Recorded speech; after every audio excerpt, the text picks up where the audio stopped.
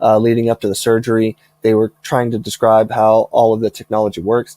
And my first thoughts were, well, if you can just map any of these intentions to different actions, then what would stop me from, using left hand, right hand, left foot, right foot, shoulder shrugs and everything to do, 10 different things on the computer at once? And they said, well, that's the goal, basically. We should have you explain, Nolan, what is a Neuralink? Like, what is going on with the technology? How does it work? And what does it allow you to do? Yeah. So immediately, I guess one of the easiest ways to describe it is it's just a chip with 64 threads, 32 electrodes on each thread that's implanted into my motor cortex. And it is reading my neurons firing, the signals that translate to like movement, basically. So anytime you move, basically your neurons fire in your motor cortex and it sends a signal down. My spinal cord is basically shut off at one point, so that signal doesn't get all the way down, but it's still firing.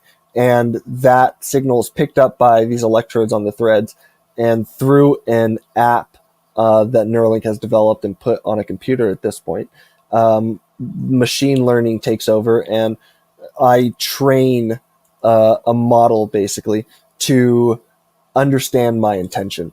So anything that I'm trying to do, it learns over time, and then that translates to cursor control on a computer, and eventually other things. It's still very, very early days. I think I just hit, oh wow, today's 5 months, the 28th. Yeah. So happy anniversary. Wow. So it's still very early days, and I'm the first person, and they're focusing on a lot of different parts to this. But immediately it let me control a computer, and so I can control a cursor just as well as anyone else can at this point. And yeah, that's about it. That's basically it as far as how it works. And how long does this trial run for? So if you're 5 months in, how much longer do you have left? Yeah, so the main part of the trial is 1 year in the study. And after that point, I can choose to stay in if I would like to for up to an additional 5 years. So it's a 6-year study. I could technically leave whenever I want to. I could call them up today and say, I've had enough, I'm over it. And they would talk about, where we go from there. Basically, when I want out or when the study ends, we'll do one of two things. We will either, they will go in and take the implant out, so an explantation, or they will deactivate it and they'll leave it in until maybe one day I get it upgraded. I think one of the things that is interesting about this day and age, and this is like something that I really love to nerd out about, is that it seems like the way Neuralink learns, or the way Neuralink extrapolates its decisions, let's say, like what it's going to do, it's not based on, like, let's say, traditional heuristics where you're like, if Nolan does this, then this, if moves finger here, then this. It's more like there's a system that's created, and then depending what you want to map to that system, that's how the cursor will move. So like you can use your finger, your foot, your toes, your nose, your cheeks, whatever, and then the system is smart enough to tailor itself to what you decide you want to use to move the cursor around. Did I explain that correctly? Yeah. It's actually one of the things I'm really excited about with Neuralink, because in my mind, one of the first things I was asking them, I remember when they were coming to explain this for the first time after I'd been selected, leading up to the surgery, they were trying to describe how all of the technology works. And my first thoughts were, well, if you can just map any of these intentions to different actions, then what would stop me from, using left hand, right hand, left foot, right foot, shoulder shrugs and everything to do, 10 different things on the computer at once? And they said, well, that's the goal, basically. Like, you can use your left hand on a keyboard and your right hand for a cursor. You could move like different screens around with your feet. You can, like, as many things as you can move at once and like keep, I guess, separate in your mind, you can interact with any of these devices. And in my mind, it's not just a computer. Like if you start mapping it to something like, people who are interested in Tesla or know Tesla would know about like the Optimus robot and stuff. Like it's not far off to say that the Neuralink would be able to connect to that at some point, and then you'd be able to control it just like you would be able to control your own body, or multiple of them at once.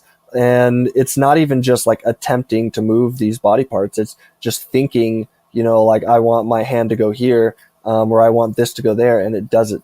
So it's something that we've worked a bit on with different like clicks. So there are like different signals, weaker and stronger signals that different parts of my body get. So right now, like take my right hand, for instance, my right index finger actually gives off a bit weaker of a signal than, say, my right pinky does.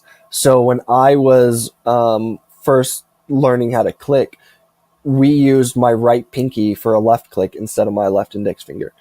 So you can take any different action. Like I did a hand squeeze, I did like a raise your right arm, I did like a foot press down, all of these different things to be a left click, and we just decided whichever one gave the best signal. So you can map all of these things to different sorts of actions on the computer and stuff.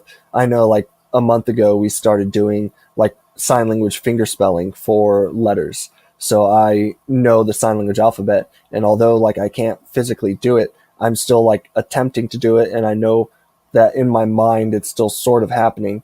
And so all the machine learning part of this does is takes what I'm trying to do and translates it to whatever letter, say, is popping up on the screen, and then I can spell things. And it's super freaking cool. Did they explain to you why that is, as far as, why your left pinky or your right pinky is a stronger signal than your index?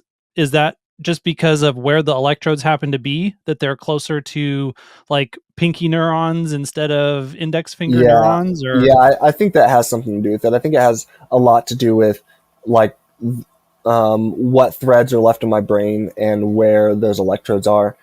I know that like something like 85% of the electrodes aren't even in my brain anymore or like near any neurons. So it's only about 15% that are left.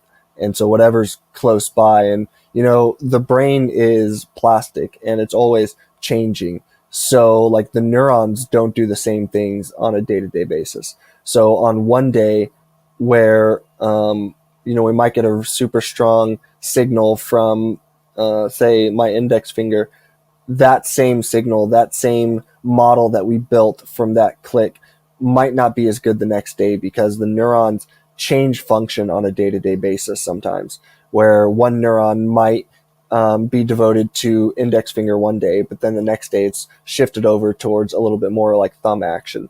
So it's just different, and it's constantly, the models are constantly learning, and it's trying to learn my brain, and my brain's trying to, like me personally, I'm trying to understand what the algorithm is trying to extrapolate from what I'm giving it. And so it's like a give and take, like we're both learning from each other and trying to utilize whatever we can in order to make this as best as possible. It's like I'm working with the machine a lot. This is the nerdy shit that I just freaking love, dude. It's pretty cool. So then this means that every day there's some sort of remapping that has to happen to try and compensate for that shift in the neurons potentially, right? So is that part of your daily routine every morning? Like you go and it's like, okay, I got to sort of clean up how I'm mapping to Neuralink? Yes and no. So at the beginning, that was definitely what was happening. It was a daily thing of, we need to remap this, we need to redo it, I need to recalibrate. So it's like it's like a daily recalibration and stuff. Cursor on. I just accidentally opened something up when I said calibrate. Lots of voice controls. We'll keep this in. Yeah, cursor off. We'll keep the bugs in. Yeah, cursor off. Okay, so like I had to redo that every day, basically. And so a lot of learning at the beginning was how to make these models and how to make the algorithm more robust, how to make sure that I didn't have to do something like that every day. And at the beginning, it was something like, 45 minutes in order to get a good model, something that I could use, something that I could perform with at the level of a normal person, basically. And so if I had to do that 45 minutes every day, like it's just not feasible. Like no one's going to want to do that. Like Neuralink would be, dead in the water at that point. And so they were trying to figure out a way to shorten that time and to make it so I could use a model, use the same thing that was trained today, use it, tomorrow, the next day, a week down the road. And so I think we're finally at that point where, like, I haven't done any sort of that, like remapping in, a couple of weeks, and I'm still running off that same model that we trained. So we're constantly learning about stuff like that. And I don't think this is the end either. I think that it'll get better where, I've talked about the dream being basically that every time you connect, the Neuralink will remap everything on its own, so you don't have to go through any sort of remapping, like waste any of your own time. It just will understand your brain and what's going on so well that it knows like what it needs to do in order to like change things around. Or as simple as like a quick calibration that you would do, like cursor calibration on a computer or something for the first time, where you like click some bubbles, you click some dots, you calibrate your TV for the first time, where, dang, son of a biznatch, I did it again. Cursor on. You can say bitch, it's okay. Yeah, cursor on. So like it basically just to make sure that like it's easy as that. Could take a couple seconds where you do like a quick, easy task, and then it will learn from that, and you'll be good to go for the day. So I think that's something that they're going to work on, but it's, like I said, it's still early days. So how much of that remapping that you were having to do there at the beginning was because those threads were pulling out, and the 15% of the threads that are left, are they seeming to be staying in position fairly well right now, or is there kind of continued movement? No, they're stable now. It's something that I asked a lot, especially like after we found out about the thread movement, was, are they still moving? Like, what are the odds that, I'm going to lose complete control of this at some point? There's no evidence at this point that they're moving at all anymore. It seems like what's in there will be in there for the remainder of however long I'm in the study. And then I imagine that at the beginning it was a lot to do with, the thread movement, how much it was moving, and how much the threads were moving. And so it was really hard to get like a stable signal from day to day. The threads were moving basically as soon as cursor off, as soon as like I had surgery. As soon as surgery was done, basically some of the threads were moving. Some of the threads were already out.